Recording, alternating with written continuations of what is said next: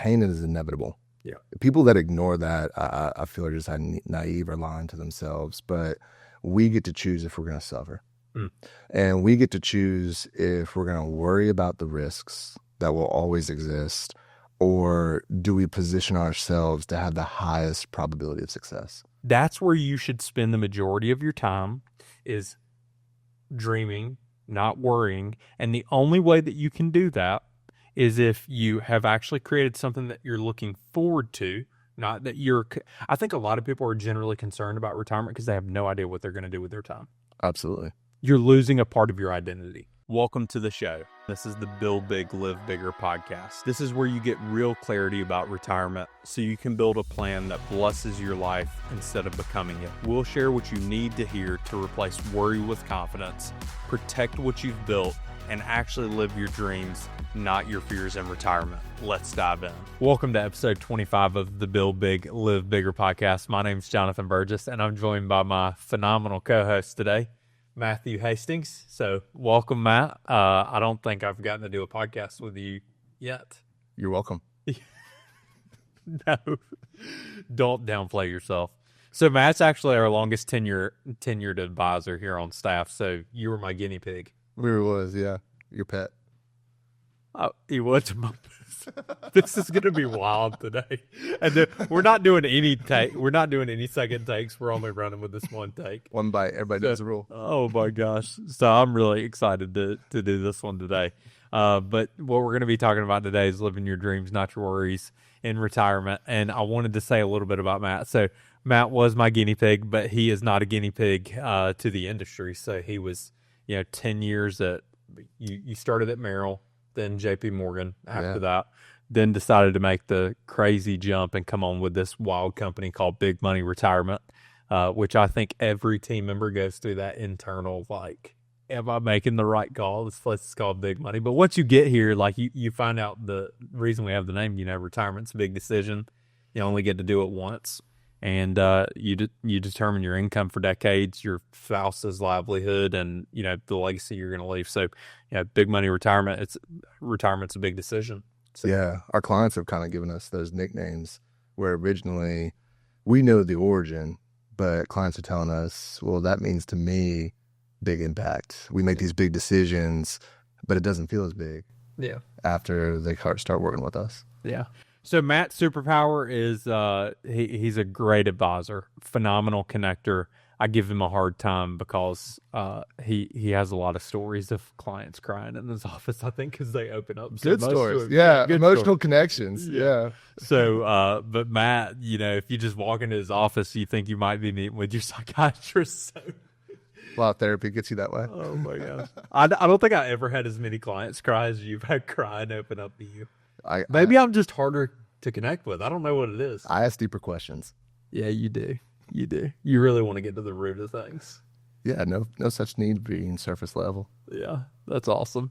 Cool. Well, today, like I said, we're diving into living your dreams, not your worries. I do want to go into a little bit of Matt's background. So, Matt, kind of tell us why'd you make the jump? What caused you to leave the behemoths of Merrill and JP Morgan and come here?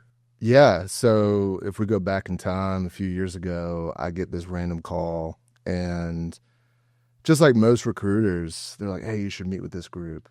And at the time, I was one of the top performers in entire South Carolina. So it's like not needing to make a move. I was comfortable, if that's the right word to say it. But it was down the street. So I grabbed that cup of coffee, and probably one of the best decisions I've ever made. And I don't say that lightly. You've spoken highly of me, and I appreciate that. But what I feel is different at Big Money Retirement Solutions is really where the focus is. And so you've taught me, standard deviation, R squared, all these fancy terms and jargon that we use in our business. That stuff is important, but what's really important is like what matters to our clients. And I think I almost lost that in the first 10 years of my career. Was we were focusing on performance. We were focusing on clout and cachet and powerful names, but you brought me back to the roots of what this business is all about. Like this industry is meant for the client, and it truly feels different every time we walk through the doors, whether it's this Greenville office or one of our other 4 offices. The growth has been amazing, but it just truly feels different because we speak different and we believe different. And we'll talk a little bit about that today. But yeah, my background, humbly, was a good stepping stone. But I think we've had the most growth in my career just the last few years we've been working together. Yeah. Oh, I agree with that totally. But no, it was so funny the first day he walked in the office. He was not wearing a suit like he's wearing right now. He had that, I had the Wall Street vest. the Patagonia. Yeah, the Patagonia. Yeah, it looked like I could be right there in New York City. He had the vest. He had the button down. Maybe a polo. I don't know if it was a button down or a polo. I think it was a button down. Yeah, It was a button down. Yeah, it looks like a trader. You did. But we got him out of that mindset. Now he's breaking it down for clients, but Matt has onboarded more clients than any other advisor at the firm besides myself. So, had a lot of experience here. So really excited to kind of crack into what we're going to talk about today and why retirement should be simple and what you should be thinking about as you go into retirement. How do you live your dreams, not your worries, in retirement? And it's really all around creating the right types of goals. Money is only there because it is fuel to get you there. Like if you go on a trip, somebody told me this example one time. They said, Johnathan, if you go on a trip, let's say you and Samantha are going to the beach and you're taking your car and you get down to the beach, by the time you get to the destination, you're not like, man, that gas that we got at the Shell off of 26 was awesome. That was some great gasoline. Top tier. You're talking about, how's the trip? How's the view? What are we doing while we're here? And that's what money does, is it gets you to the destination. It's just gas in the car. And to the extent that you can start to look at money like fuel, the more disconnected and the better decisions you can make around it. Yeah, money allows you to do the goals that are important. Mm-hmm. Yeah. So, when we're talking to clients about living that dream retirement, living dreams, not worries, what are some of the most common things that people can do to start to create that vision of a dream retirement? Like, what are some of the common themes that we see, and what would you prompt people to do? You said you were great at, going through this with clients. So, what are some of the common questions that you'll ask them to start to pull that out of them, even if they can't see it for themselves? Yeah, probably the most direct and sometimes uncomfortable, because most clients forget to dream. But we ask them directly, if money was of no issue, what does that dream retirement look like? And that sparks the conversation sometimes, where our clients go into this part of their life with all the significant sacrifices and they've never retired before. So sometimes they lean on us because they say, we don't know the questions to ask. So like the common thing they'll say is, well, what does everybody else do? And I caution that sometimes, because what is special about this industry is everyone's story is unique. There'll be some crossover. Some people do like reading books. Some people do like golfing quite a bit. But if we were to say from an overarching big impacts, charity comes up on that list quite a bit. People have amassed great wealth, and that is defined differently for each person. But giving back to those less fortunate seems to be a big priority for our clients. Legacy is at the top of that list sometimes, where they saw the struggles and they look at now in 2026, how hard it is for a young person to buy a house, how expensive life is. I mean, just the grocery store, you go in today versus 10 years ago, you're coming out with less and you're spending more.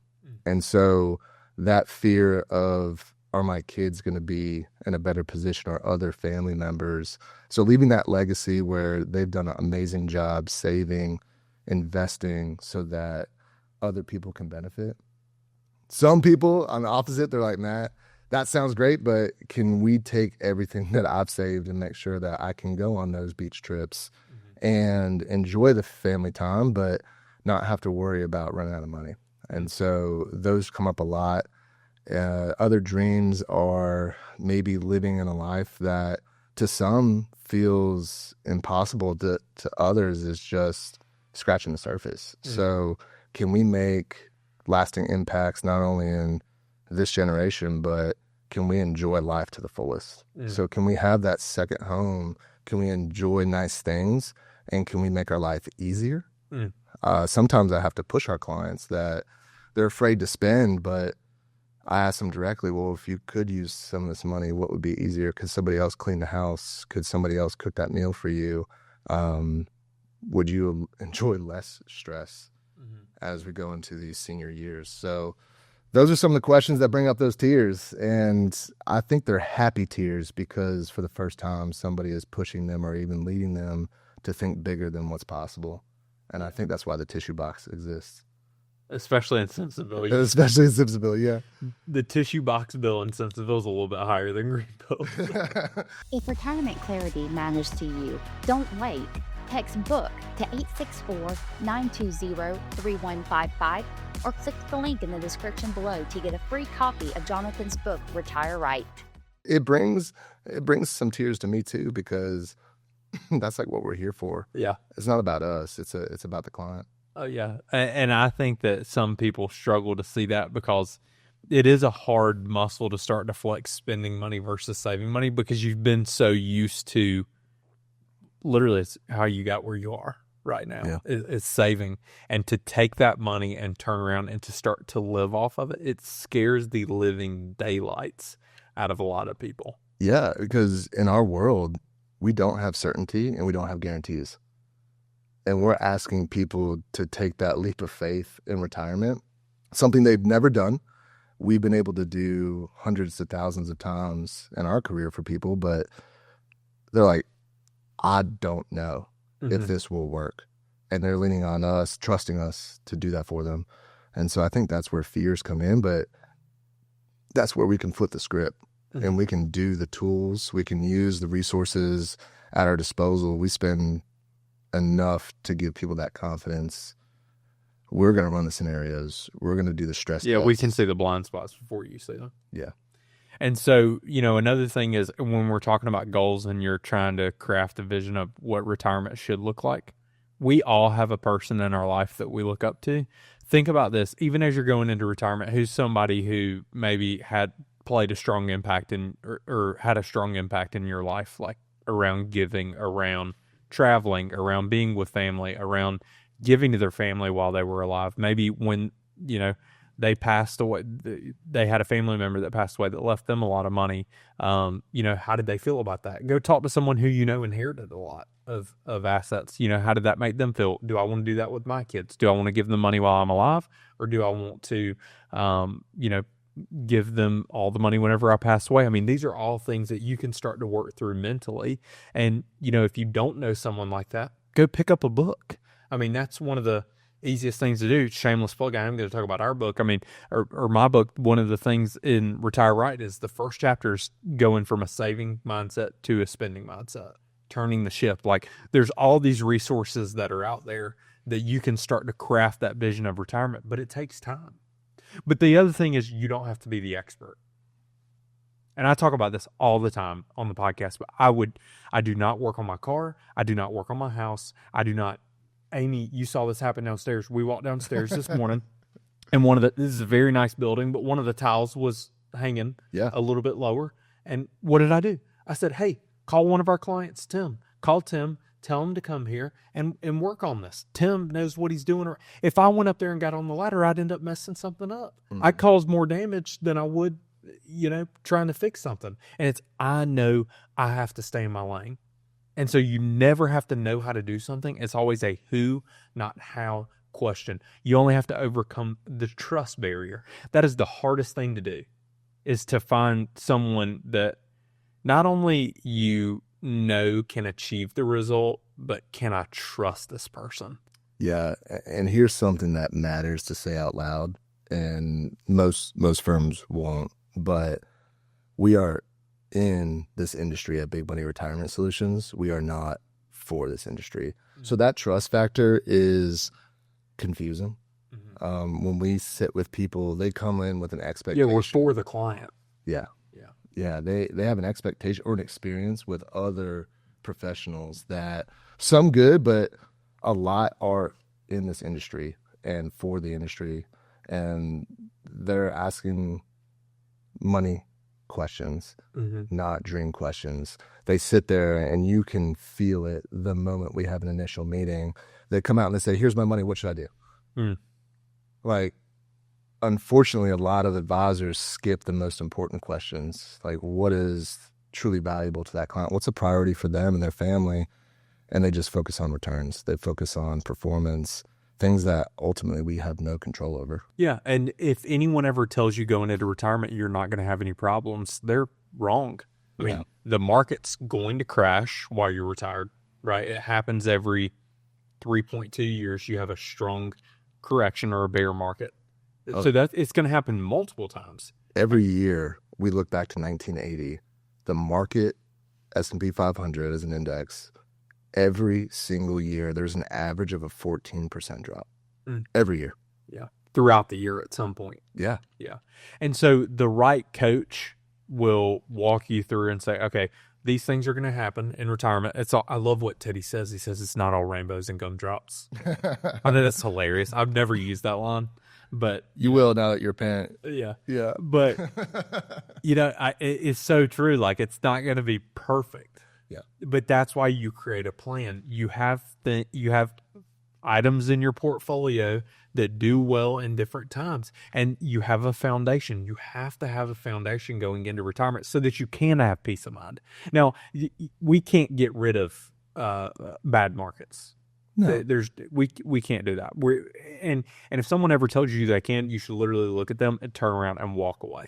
If someone ever tells you they can get rid of the downs in your portfolio, let me back up. You can. You're just going to kill your return.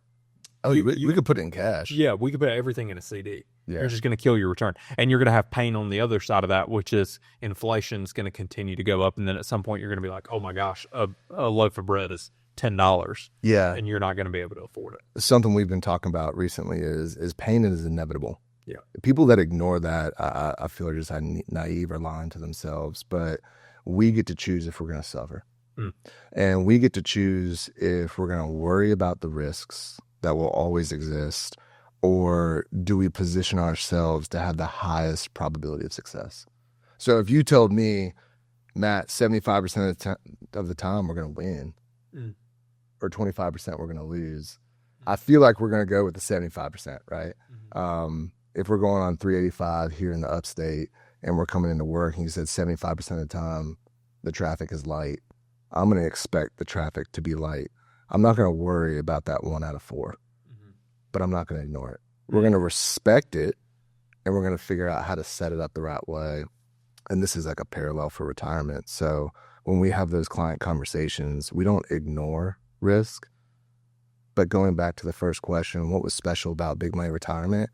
I think we have an unlimited optimism here, and we focus on possibilities, and we focus on the dreams. Because if we're going to spend energy every day, why spend it on worrying when we can set ourselves up for what's happy? Yeah. Yeah. And the other thing is, we do all of that and we're optimistic, but we know the risks. So, and we coach our clients through those risks going into retirement. So the thing is, as you're going into retirement, you need to develop this idea of what is important to me as I'm going into retirement. Is it my kids? Is it the legacy that I'm going to leave them? Am I going to do that while I'm alive? Am I going to do that when I pass away? Is it travel? How am I going to travel every year? Am I going to travel more at the beginning of my retirement versus the middle versus the end? Obviously, you would think you would do it more whenever you're younger and healthier. Is it a certain charity goal? Is there an amount of money that you want to give to charity every year? And then just overall lifestyle changes, kind of like what you were talking about. Are there certain things that I want to invest in to make my life easier? Are you done cutting the grass going into retirement? Maybe you love cutting the grass. I don't know. Doesn't matter. Everybody, It's different for every person. That's where you should spend the majority of your time, is dreaming, not worrying. And the only way that you can do that is if you have actually created something that you're looking forward to.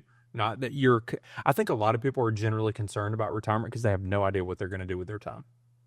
Absolutely. You're losing a part of your identity.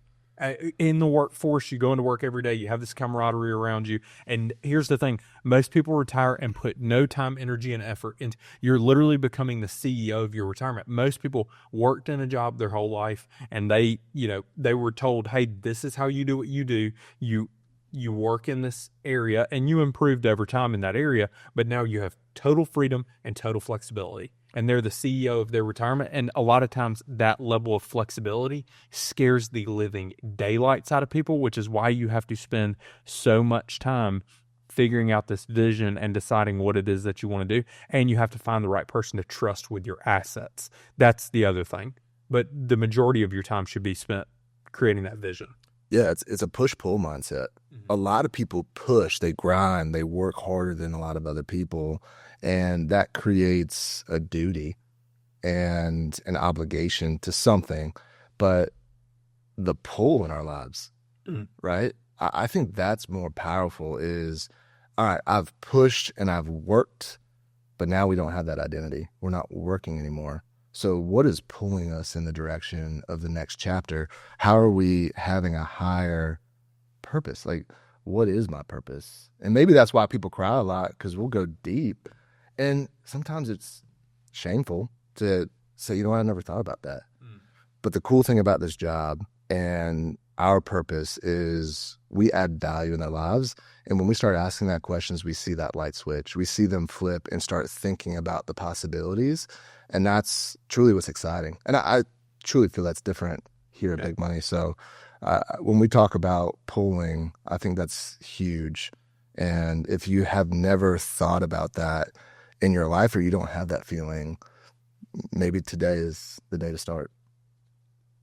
Matt, I'm going to tell you what I appreciate. We have this motto. We say advisors give advice, and you can get advice anywhere. We can walk 100 feet outside this office to the left, 100 feet to the right, and we can get advice in a lot of buildings that are around here, but you can't get leadership everywhere, and leaders provide leadership, and I think you're a prime example of a leader providing leadership to people in retirement, and that's what I appreciate about you. Not only that as an advisor, but as a dad. So and a family man. This guy is what he says he is. So thanks for joining me on this episode. We're definitely going to do it again after this one. Oh, no. Okay. So, I'm going to have to split time with you and Luke now. So, yeah. But thanks for watching this episode. If you enjoyed this episode, leave your honest rating and review. We'd love to see what you're thinking about the podcast, and we'll see you on the next episode.